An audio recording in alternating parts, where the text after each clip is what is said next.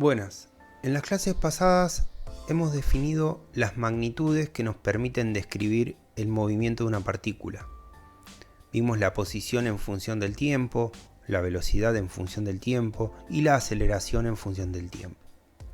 Vimos que son magnitudes vectoriales y cuál es su relación, es decir, cómo se vinculan entre sí. Si no lo recordás, te aconsejamos que lo repases. En esta oportunidad vamos a ver más en detalle cómo aprovechar la vinculación que tienen estas magnitudes para poder encontrar ya valores concretos de, por ejemplo, velocidades finales en un determinado movimiento cuando transcurre una determinada cantidad de tiempo, o una velocidad inicial o una altura máxima de un determinado recorrido. Esto lo vamos a trabajar en esta clase para casos en los que el vector aceleración permanece constante en el tiempo. Vamos a ver casos en una sola dimensión, es decir, en el eje X, por ejemplo, o casos de un movimiento en dos dimensiones, en el eje X e Y. A su vez, vamos a ver que una pequeña variación en estas formulaciones nos va a permitir estudiar también la cinemática de una partícula que describe un movimiento circular. Vamos para allá. Si tenemos una partícula que se muestra acá, que se mueve solamente en la dirección X y para un tiempo inicial tiene una posición inicial en X, x0, y una velocidad v0x, o sea, una velocidad inicial en la dirección X. Transcurre un lapso de tiempo y después va a tener una nueva posición X final y una nueva velocidad final en X. Si suponemos que, como decíamos, producto de una fuerza constante que actúa, el movimiento tiene una aceleración en X constante,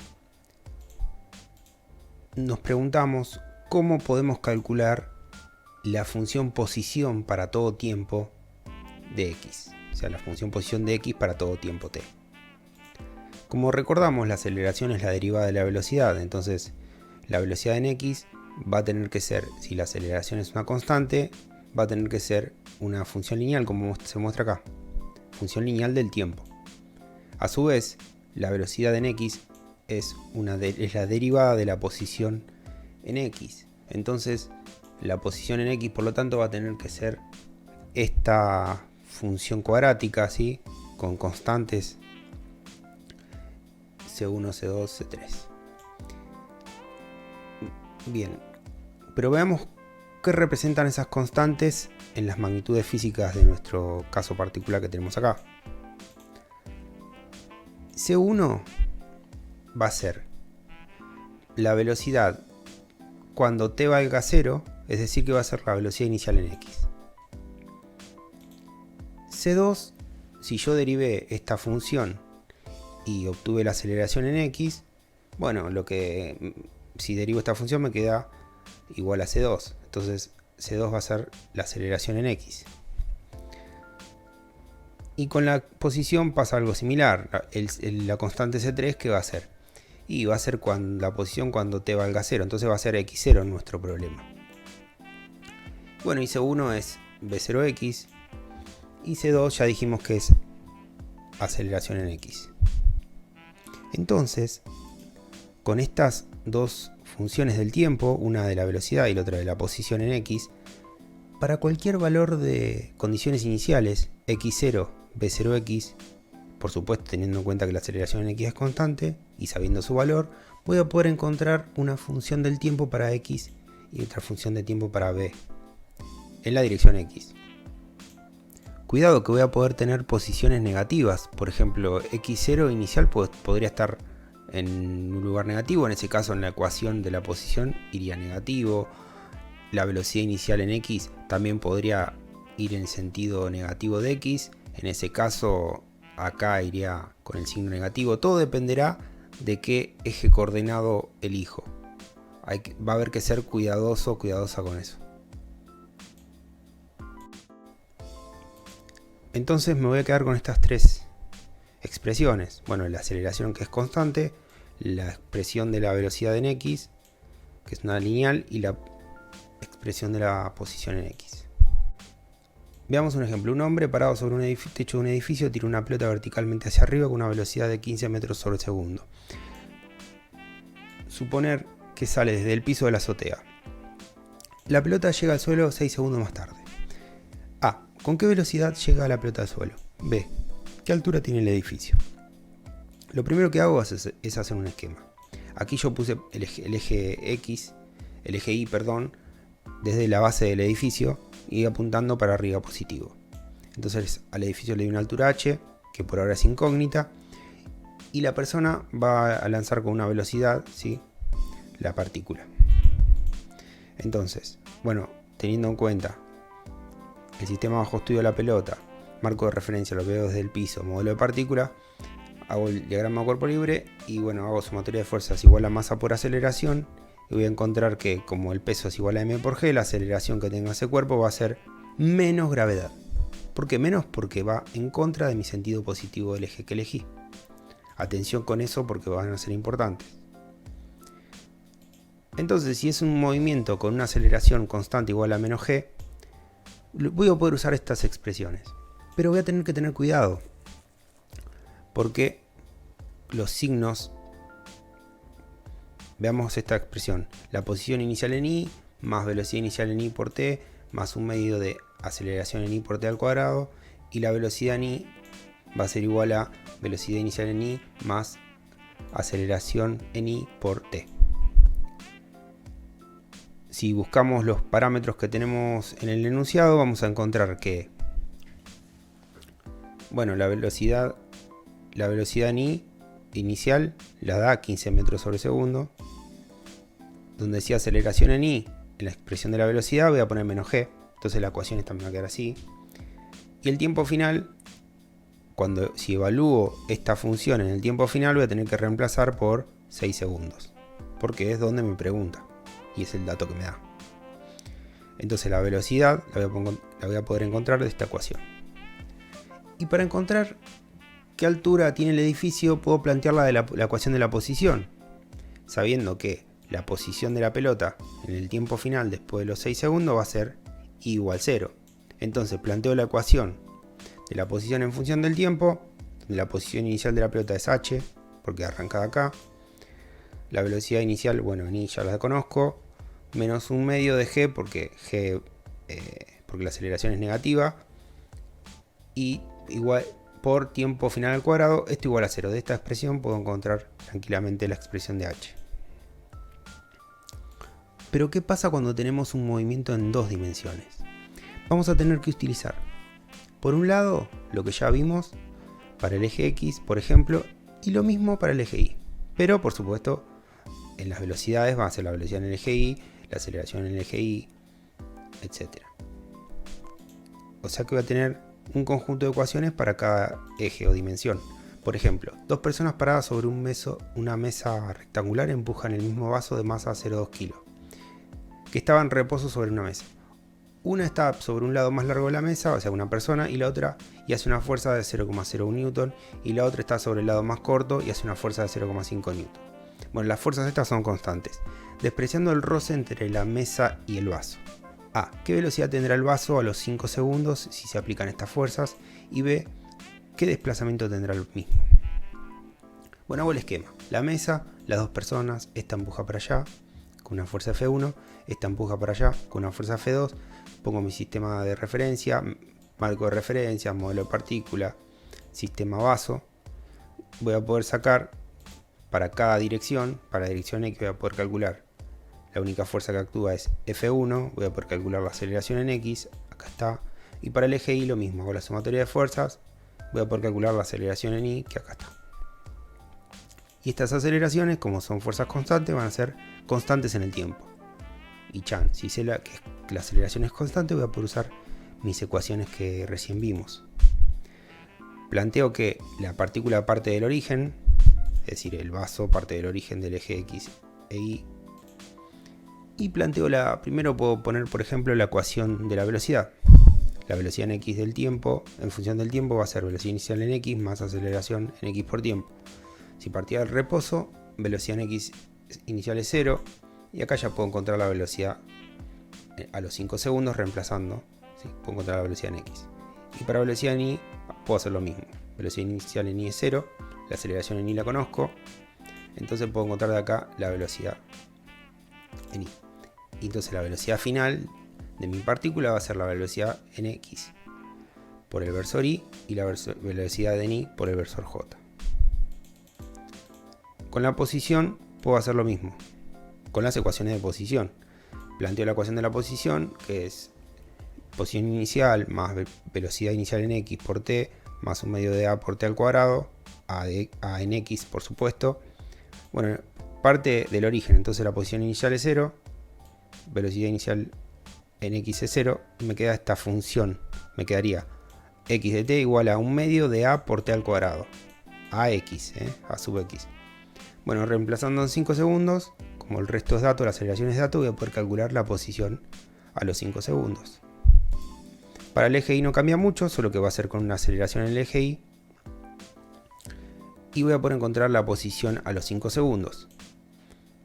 Y si sé la posición en x y la posición en y, bueno, el vector de desplazamiento va a estar dado por la posición en x final para y versor por y versor más la posición en y final por j versor. X final, y versor, y final j versor. Si quiero saber cómo va a ser la trayectoria, ¿qué puedo hacer? Bueno, ¿cómo se va a mover el vaso sobre la mesa? Bueno, puedo plantear una tabla donde pongo los distintos valores de tiempo con un intervalo de tiempo igual. Es decir, yo por ejemplo lo hice de 0 a 1. Y plantear cuánto vale la posición en x para cada tiempo y la posición en y para cada tiempo. De estas funciones que ya vimos. Y entonces puedo dibujar la función y en función de x. En este caso va a dar algo así. Fíjense que entre dos puntitos, entre cada dos puntitos hay un intervalo de tiempo igual. Entonces, acá se ve como esta distancia que recorre el punto en x, ¿sí?, tiene una determinada distancia, y para el mismo intervalo de tiempo después recorre más distancia. Entonces fue más rápido. Quiere decir por eso, porque se estuvo acelerando. Y en y pasa, si lo miran en detalle, va a pasar lo mismo. Si se está acelerando.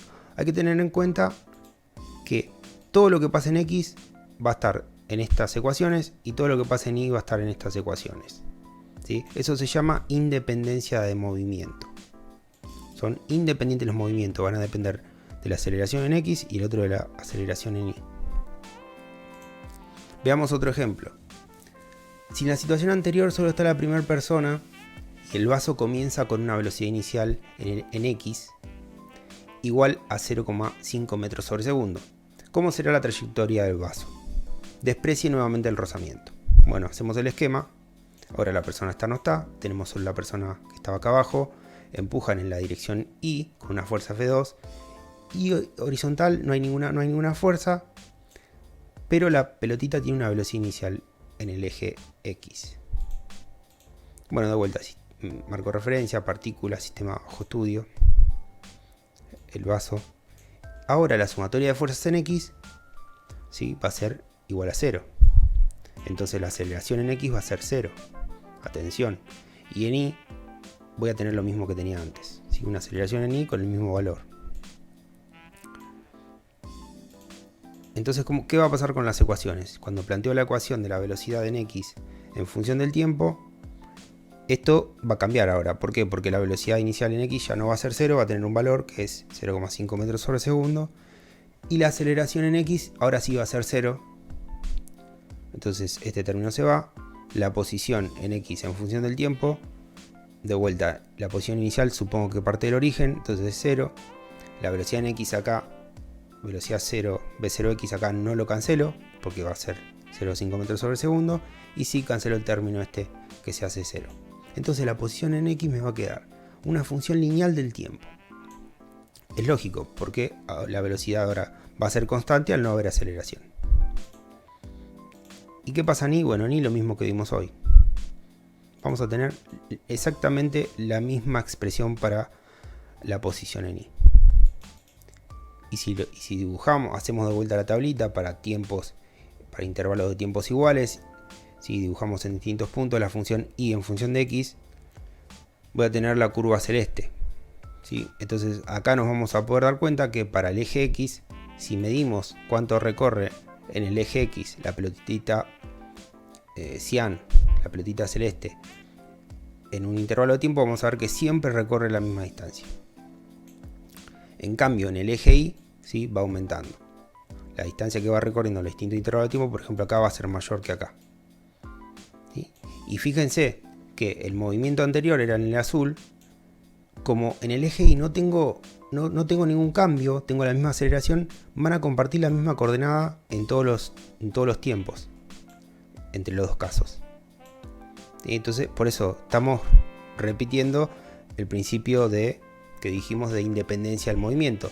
Como en el eje y no tuve ningún cambio en relación al caso anterior, voy a tener la misma posición en y, ¿sí? Pero la posición en x es distinta porque, bueno, ahora ya tengo un movimiento de distinta característica, con aceleración nula y velocidad inicial en x. Una implicancia de esta independencia de movimiento es, por ejemplo, que si un avión va a una velocidad v0x constante y deja caer un objeto, ¿sí?, el objeto va a tocar el piso a la misma distancia del origen que lo que va a estar el avión en ese momento. ¿Por qué? Porque la velocidad inicial del objeto va a ser v0x. Como en todo el recorrido del objeto no van a actuar fuerzas en la dirección x, en x no va a haber aceleración. El objeto va a seguir a velocidad constante igual que la que va el avión. Pero en la coordenada y va a pasar otra cosa, el cuerpo se va a acelerar. Como la velocidad inicial en y es 0, el cuerpo va a caer igual que como cae un cuerpo desde el reposo, y con una aceleración en ese eje de menos g. Otro caso muy conocido es el tiro oblicuo. Acá tenemos, por ejemplo, una partícula sale con una velocidad determinada, va a hacer un recorrido más o menos así, y en todo el trayecto va a pasar algo que pasaba parecido a lo que pasaba anteriormente, que siempre va a tener el peso actuando, ¿sí? Entonces, si va a tener el peso, solamente va a tener aceleración en el eje y. En el eje x no va a haber aceleración. Entonces, en mis ecuaciones voy a tener que plantear esto: aceleración en y menos g, si planteo el eje así, por supuesto, y aceleración en x igual a 0. Las ecuaciones son las mismas. ¿Y qué pasa si me dice que se lanza una pelota con determinada velocidad inicial y quiero saber cuándo se va a encontrar con un carrito que sale con velocidad constante? Bueno, para que se encuentre el carrito y la pelota, como voy a tener las funciones del tiempo de ambas partículas, si lo modelo así, va a ser cuando la posición sea igual en el mismo tiempo. Es decir, que el encuentro se va a dar cuando la posición en x de la partícula que se mueve, que puede ser una flecha, por ejemplo, en el tiempo de encuentro sea igual a la posición del carrito en el tiempo de encuentro. Y la posición en y de la flecha también en el tiempo de encuentro sea igual a la posición en y del carrito en el tiempo de encuentro. Por ejemplo, ¿cuál es la posición en y del carrito en el tiempo de encuentro? Y 0, porque en y el carrito no se va a mover. Hay que ir viendo ese tipo de cosas.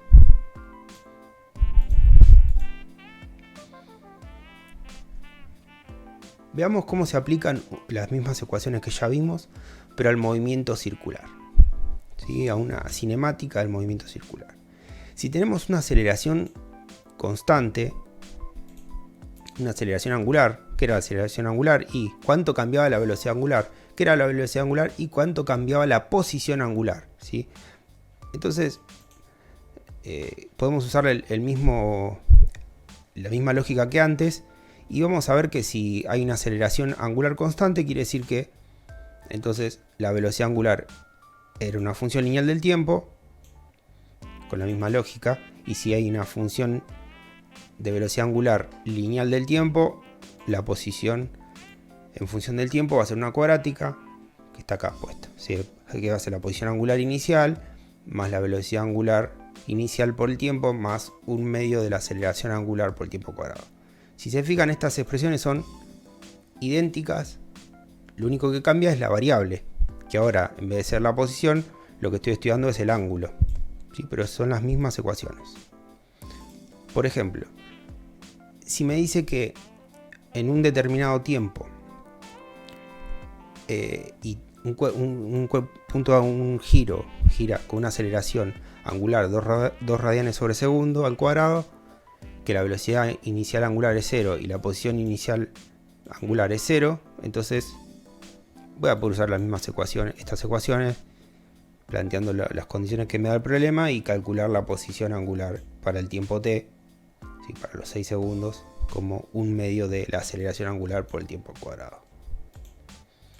Una característica importante de remarcar es que la velocidad angular también es un vector, pero es un vector que sale del plano, como se muestra acá. Es un vector que sale del plano y la aceleración angular también va a salir del plano, ¿sí? Si, por ejemplo, la velocidad angular aumenta, bueno, la aceleración angular va a ser en la misma dirección, va a ir para arriba. Y si la velocidad angular disminuye, la aceleración angular va a ir para abajo. Y recordemos las expresiones que vimos en la clase pasada, de que para relacionar el movimiento lineal de un punto, ¿sí? Con el movimiento angular que tenga, el radio. Entonces, la velocidad tangencial de un punto va a ser la velocidad angular por el radio, y la aceleración tangencial de ese mismo punto va a ser la aceleración angular por el radio. A su vez, habíamos visto que la aceleración centrípeta o aceleración normal, que también le dicen, es la velocidad tangencial al cuadrado sobre el radio. En esta clase vimos cinemática de una partícula, que pasaba cuando en una dimensión cuando la aceleración era constante. Recordemos que vimos sobre todo estas expresiones, la posición en función del tiempo y la velocidad en función del tiempo. Después también vimos qué pasa en 2 dimensiones, cómo el movimiento en esas 2 dimensiones es independiente. Y por último vimos cómo usar las expresiones que habíamos obtenido para poder calcular qué pasa en un movimiento circular de aceleración angular constante.